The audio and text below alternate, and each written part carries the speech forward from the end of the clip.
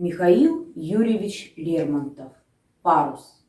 Белеет парус одинокий в тумане моря голубом. Что ищет он в краю далеком? Что кинул он в краю родном? Играют волны, ветер свищет, и мачта гнется и скрипит. Увы, он счастья не ищет и не от счастья бежит. Под ним струя светлей лазури, над ним луч солнца золотой, а он мятежный просит бури, как будто в бурях есть покой. Печально я гляжу на наше поколение. Его грядущее или пусто, или темно. Меж тем, под бременем познания и сомнения, в бездействии состарится оно. Богаты мы, едва из колыбели, ошибками отцов и поздних их умом. И жизнь уж нас томит, как ровный путь, без цели, как пир на празднике чужом. К добру и злу постыдно равнодушны. В начале поприща мы вянем без борьбы. Перед опасностью позорно малодушны, а перед властью презренные рабы. Как тощий плод, до времени созрелый, ни вкуса нашего не радуя, ни глаз. Висит между цветов пришлец осиротелый, и час их красоты — его паденье час. Мы иссушили ум наукою бесплодной, тая завистливо от ближних и друзей надежды лучшие и голос благородный.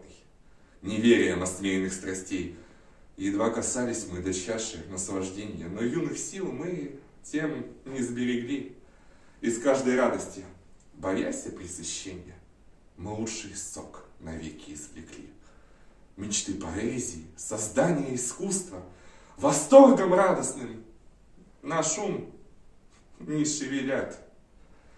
Мы жадно бережем в груди остаток чувства, зарытый скупостью и бесполезный клад.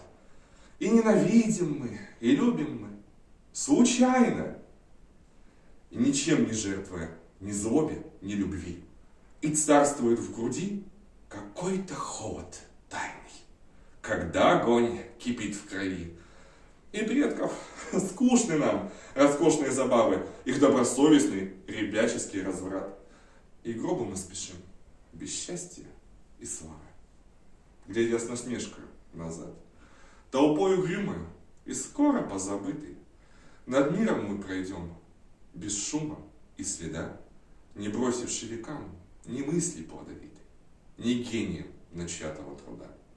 И прах наш с гордостью судьи и гражданина потомок оскорбит язвительным стихом, насмешкой горькой обманутого сына над промотавшимся отцом. Михаил Юрьевич Лермонтов, герой нашего времени, отрывок из письма Веры Печорину. Я пишу тебе в полной уверенности, что мы никогда более не увидимся. Несколько лет тому назад, расставаясь с тобою, я думала то же самое, но небо было угодно испытать меня вторично, я не вынесла этого испытания, мое слабое сердце покорилось снова знакомому голосу. Ты не будешь меня презирать за это, не правда ли? Это письмо будет вместе прощанием и исповедью. Я обязана сказать тебе все, что накопилось на моем сердце с тех пор, как оно любит тебя. Я не стану обвинять тебя. Ты поступил со мной, как поступил бы всякий другой мужчина. Ты любил меня как собственность, как источник радости, тревог и печалей, сменявшихся взаимно, без которых жизнь скучна и однообразна. Я это поняла сначала, но ты был несчастлив, и я пожертвовала собою. Надеюсь, что когда-нибудь ты оценишь мою жертву, что когда-нибудь ты поймешь мою глубокую нежность, не зависящую ни от каких условий. Прошло с тех пор много времени. Я проникла во все тайны души твоей и убедилась, что то была надежда напрасная. Горько мне было, но моя любовь срослась с душой моею. Она потемнела, но не угасла.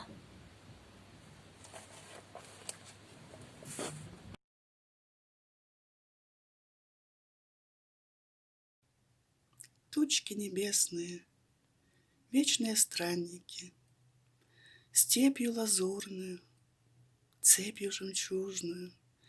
Мчитесь вы, будто как я же, изгнанники, с милого севера в сторону южную. Что же вас гонит, судьбы ли лишение, зависть ли тайная, злоба ли открытая?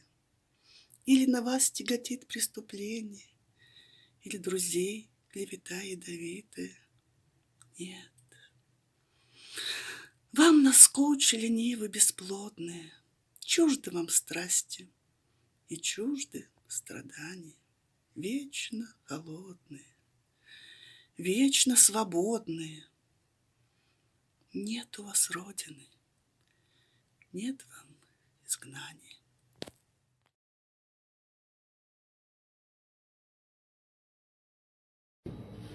Стихотворение Михаила Юрьевича Лермонтова «Ангел». Читает воспитатель детского сада номер 86 «Колокольчик» Пахомова Анисия Алексеевна. По небу полуночи ангел летел, и тихую песню он пел. И месяц, и звезды, и тучи толпой внимали той песне святой. Он пел о блаженстве безгрешных духов под кущами райских садов. О Боге великом он пел, и хвала его непритворна была. Он душу младую в объятиях нес, для мира печали и слез. И звук его песни в душе молодой остался без слов, но живой. И долго на свете томилась она, желанием чудным полна, и звуков небес заменить не могли ей скучные песни земли.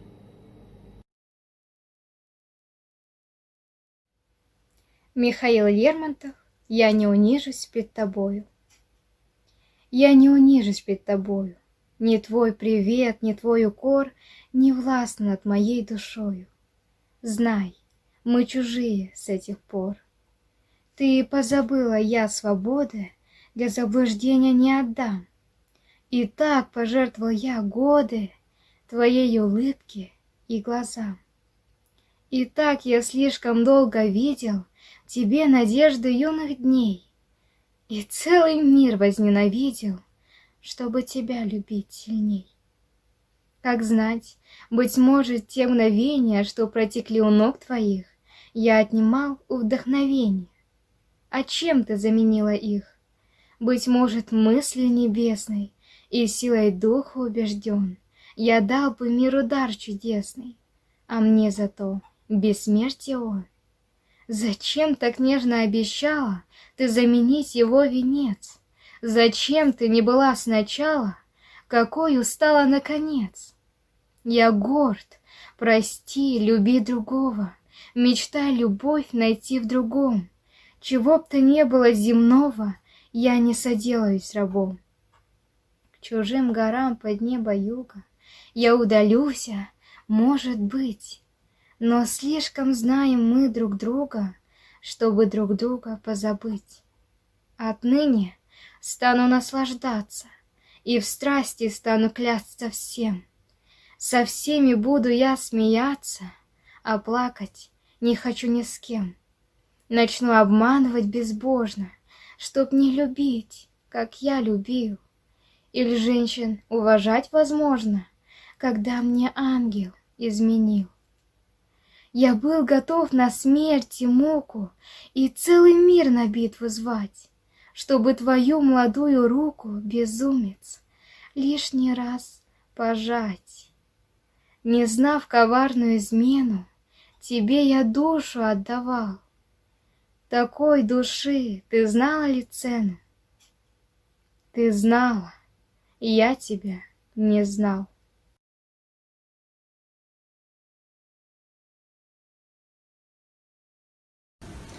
Михаил Юрьевич Лермонтов «Беглец».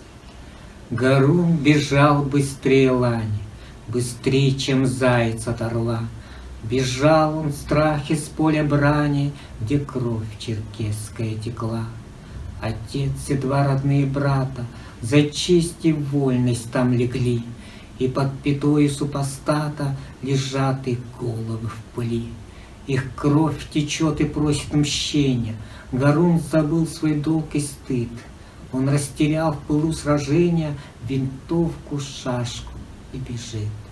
И скрылся день, клубясь туманы, одели темные поляны широкой белой пеленой.